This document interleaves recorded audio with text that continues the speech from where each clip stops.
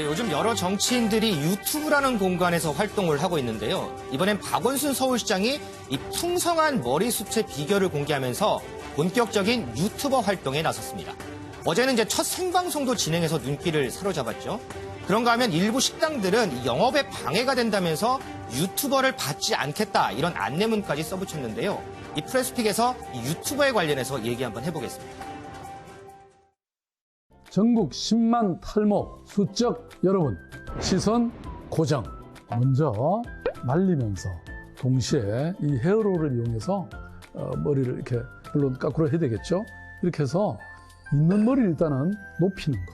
이게 핵심적인 것인데 저는요 사실 우리 대한민국 흑채가 최고입니다. 바닥이 까맣게 되니까 어디에서 봐도 머리가 아주 풍성한 것처럼 보입니다. 이제 그 비밀을 여러분 아셨죠? 네, 요즘 유튜브가 너무나 대세인 것 같습니다. 너무나 선정적이고 자극적인 내용들이 많고요. 또 정치 유튜버들 경우에는 극단적인 정치 성향을 보임으로써 우리 사회의 정치 양극화를 또 심화시킨다. 이런 비판도 따가운 비판도 많이 있습니다. 그럼에도 불구하고 자꾸만 유튜브로 사람들이 달려가요. 이제 박원순 시장도 달려가는 셈이군요. 그렇습니다. 이제 박원순 시장 같은 경우에는 방금 보셨다시피 이 비달 원순이라는 이 닉네임을 비달 원순이요? 예, 비달 사순을 빗댄 건가요? 그렇습니다. 예. 비달 원순이라는 닉네임을 달면서 이 머리숱을 풍성하게 보이는 이런 방법을 공개했는데 정말 일반 패션 이 유튜버들이 하는 그런 내용을 지금 공개한 거죠. 예. 좀 정리를 해드리면 일단은 우선 머리카락을 완전히 말리지 않은 상태에서 헤어롤을 거꾸로 말고 또 스프레이를 이용해서 뭐 머리를 치솟게 한 다음에 예. 흑채로 빈 곳을 메워라 뭐 이런 건데 박 시장이 이제 과거와는 달리 이제 머리숱이 이제 갑자기 이제 풍성해진 이유에 대해서 궁금해하는 사람들이 많았다 그래요. 그러면서 자신의 유튜버 구독자 10만 명이 넘으면 이 비밀을 공개하겠다 이렇게 했는데 정말 이 10만 명이 넘으면서 이제 비결을 공개한 거고요. 어젯밤에는 또 구독자 10만 돌파 기념으로 처음으로 생방송도 진행을 하면서 정말 이 유튜버 박원순으로서 공식 활동을 이어가고 있습니다. 비달 원순. 본인께서 미용 전문가도 아니시고 미용업에 향후 진출할 의사도 없지만 어쨌든 간에 사람들의 눈과 귀를 끌기 위해서 저런 퍼포먼스를 했다. 그렇습니다.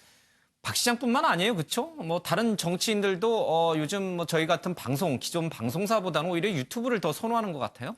네, 사실 뭐 정치인으로 분류가 적합한지 모르겠습니다만 유시민 이사장의 알릴레오 같은 경우에는 벌써 105만 명이 넘어섰고요. 예. 뭐 홍준표 전 대표도 36만 명, 이현주 의원의 이현주 TV도 32만 명, 김문수 전 지사의 김문수 TV도 한 21만 명 정도 된다고 합니다. 예.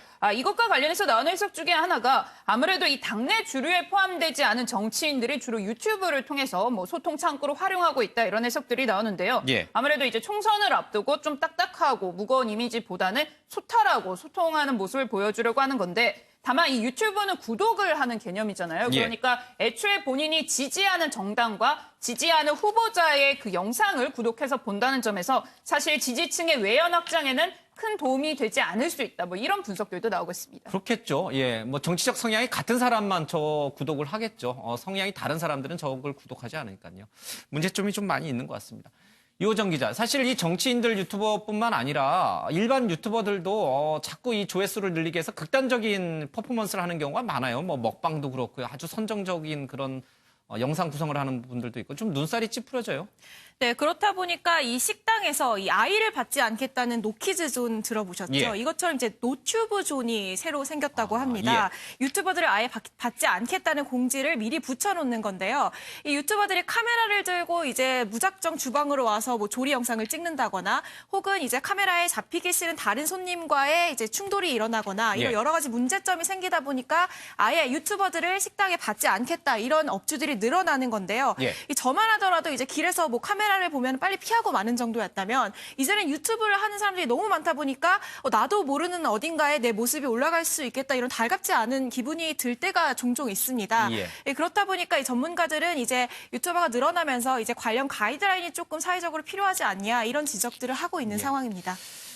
기존의 전통적인 레거시 미디어들이 담지 못했던 여러 가지 일들을 1인 미디어, 유튜버들이 하는 그런 긍정적 측면이 있습니다만 앞서 우리 기자들이 쭉 설명한 대로 부정적인 요인들이 요즘 더 많이 부각이 된 것 같아요. 그렇죠. 뭐 긍정하고 부정하고 좀 같이 되는 거죠. 이게 기존 방송사들은 아무래도 좀 중립, 균형 이런 쪽을 하다 보니까 프레스를 다양한 시청자들의 욕구를 뭐 만족시키지 못하는 면이 있는 거죠. 예. 다양한 의견을 방송에서 걸러야 되니까 근데 이제 유튜브는 한쪽 주장을 그대로 좀 실어주니까 어떻게 보면 그 지지자들은 굉장히 열성 팬들은 더 환호하기 마련이죠. 그래서 유시민 씨가 운영하는 뭐 알릴레오라든지 뭐 지난번에 홍카콜라 예, TV도 그렇고. 홍카콜라라든지 이런 게 굉장히 인기가 끄는 거죠. 그래서 지난번에 나경원 자유한국당 원내대표가 그 광화문 그 1등 공신은 광화문하고 보수 유튜버다. 예. 뭐 이렇게 해갖고 민주당에도 황희두 씨라고 유튜버를 또 영입을 했어요.